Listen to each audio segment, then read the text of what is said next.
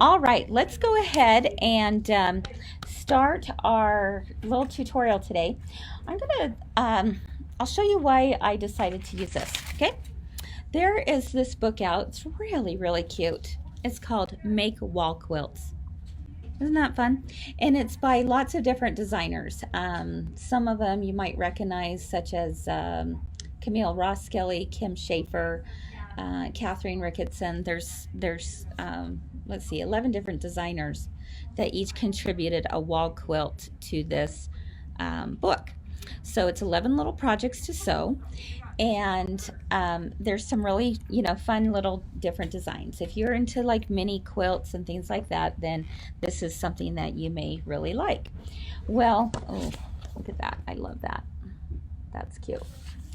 So I was kind of skimming through this the other day, and I saw that there were actually 2 circle quilts in it. Let me see if I can get that. Boom, boom, boom. There we go. Can see a little bit closer of these circle quilts, and I love circle quilts. I've always been a fan of them. And there was another one. That one was called Freckles. This one, very doable, very easy, called Paint Box Circles. Okay. So, and then it's got other ones too. It's not just circles. Let's see. You've got this one from Camille Ross Skelly. You have kind of this is kind of an interesting one. This one is called Huckleberry.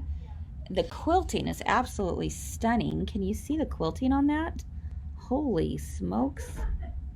So, and it's actually a 40 by 40. So if you want something a little more modern, for those of you who love modern, there's that. I don't know. There's just some cute projects in here. Okay, 11 of them to be exact. And but the circle quilts is what caught my attention. So I was thinking to myself, how, if I were to teach a class or to tell someone how to do circles, there's lots of different ways to do circles. So many different ways to do a circle for an applique quilt.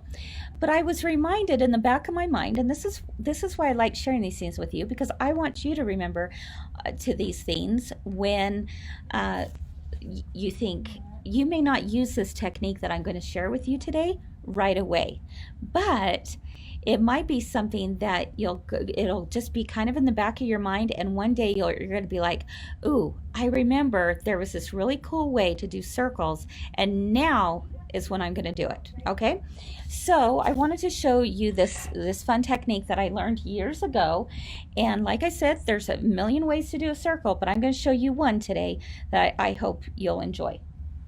Okay, so what it takes is cardstock and with something from your kitchen. Can anyone think of what it might be? Something that you would find in a kitchen drawer. Okay, so I've got cardstock. I've already cut out my circles, and something found in a kitchen drawer. I'm going to give you a second to think about it and see if anyone guesses what it is. Anyone? And then I'm still waiting. Any ideas? We're going to make this circle. Let's see. There you go. And they're perfectly round circles. Okay, so a plate, wax paper, a fork, coffee filters. Here's another circle. Now you see a little bit on the back, but fork, the rubber lid opener, freezer paper, straw, jar opener, nope. Pot holder, nope. Plate or bowl, string, Although I'm sure some of those things you could use. How do you like my mask right there? It's an accessory. I gotta always have it with me. Parchment paper, Marilyn, ding, ding, ding, ding, ding. Marilyn got it. Aluminum foil.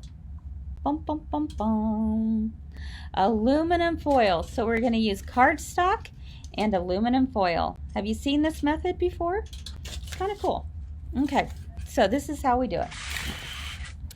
I'm going to bring you over here to my little ironing station. Let me pull this down. How's that? Oh, let me go this way. There we go. Okay, and what I'm going to do here, if I wanted this cardstock is going to be my template. So what I did to cut this out was I actually used my AccuCut, my AccuQuilt cutter. Those of you who have an AccuQuilt, you could just cut out a perfect circle that way, right? This is going to be the method so that you don't have raw edges. Okay, so that you do not have raw edges.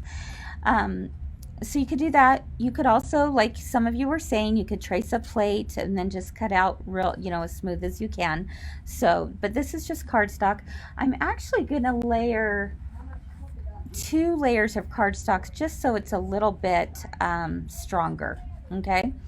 And if I had a glue stick with me, I would probably just put a little glue on there and stick them together, but I don't right off the top here, and that's okay because we're gonna do it without it. Okay, so with this fabric, what you'll do is place your fabric down and then put your circles on top. And even for this part, I can just only use 1 circle. I don't need both of them. And then I'm going to cut about 1 inch around the outside. So it doesn't matter. I don't want you to get out a measuring tape or anything. I just want you to cut around the outside. See how it's, yeah. I got to get rid of all that extra. That's just in my way. Okay.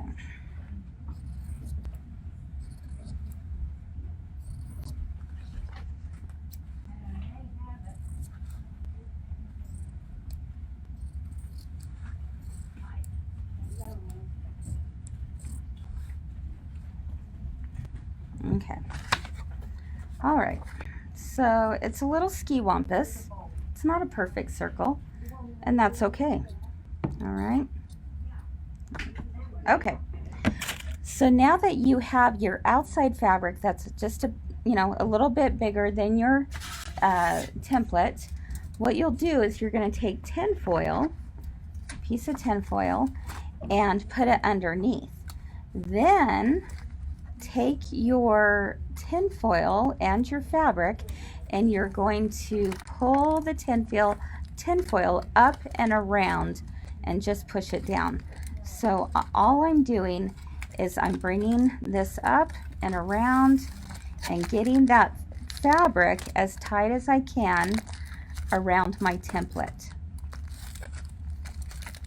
Do you see what's happening here? Can you see that? I'm just squishing it in, and because the tinfoil can scrunch up like this, it can help you get a really tight fit around the cardboard. Kind of cool.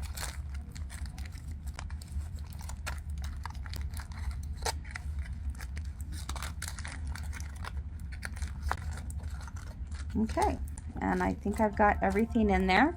I'm going to flip it around and just kind of, smooth out anything that didn't seem to go in very well. You'll be able to feel it. Oh, you know what? I could have grabbed that second plate or that second piece of cardstock, and I forgot to do that, but that's okay. All right, so that's looking pretty good.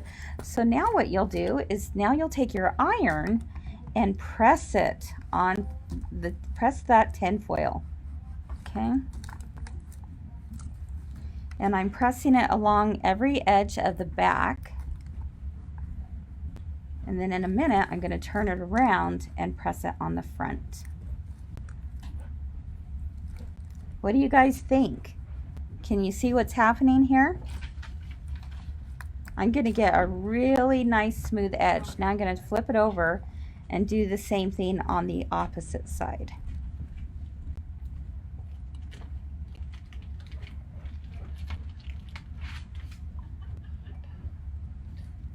Going all the way around. All right, that's all there is to it. Okay, so that's a little hot, so I'm gonna just let it sit for a few seconds before I peel it off. There we go. Good enough. And now I'll unveil the circle, my newly formed circle that has beautiful curved edges. Boy, what does this remind you of? This to me looks like Jiffy Pop. Do you remember Jiffy Pop? Doesn't it? It's like Jiffy Pop. Okay, and pull this out and put that away. You know, this is reusable now. If I were doing a bunch of circles the same, I just can reuse it, as well as I can reuse the cardstock as well. Okay, there you have it. Look, a perfect circle all the way around, no raw edges. I'm just going to remove this, and now I have a perfect circle to applique onto my background. And that is all there is to it. Yay! So fun. So, you know, you could do all sizes. Here's another little one that I did. Okay. It would be cute, like if you were doing, you know, you could do bubbles and use a fabric like this and have small, a little bit smaller, a little bit bigger bubbles. If you were doing maybe a baby quilt or something like that, you know, the centers of flowers, anything like that. Anything that has kind of just a soft curve to it. You could even, it doesn't even have to be a circle. Let's say you had like a wave of some sort. Again, if it's a gentle enough circle, you could use the same method where you're going to take that curve. Let's say you're going to do let's say a vine, for instance, a vine on a flower, you know, and it was kind of going around a little bit like this. You could cut out that vine, use cardstock, then use your tin foil underneath it, wrap it around, press it on both sides, and then you would have those perfectly clean edges all the way around. Now, with a lot of circle quilts, you can do the, you know, just do a blanket stitch on a raw edge. But if you don't want to have any little pieces of thread sticking out, like with raw edge applique, then this might be the perfect little trick to do, is to use cardstock, use some tin foil, and use your iron, and you'll have perfect curves every time. What do you think, Barb? I'm impressed. You like that? Yeah. Yeah. Kind of fun. Can you see how perfect it is? I don't crisp? I don't know. Can you see how perfect and crisp that is? Kind of cool, I think huh? they can. So, anyway, Look at that. there you go. Amazing.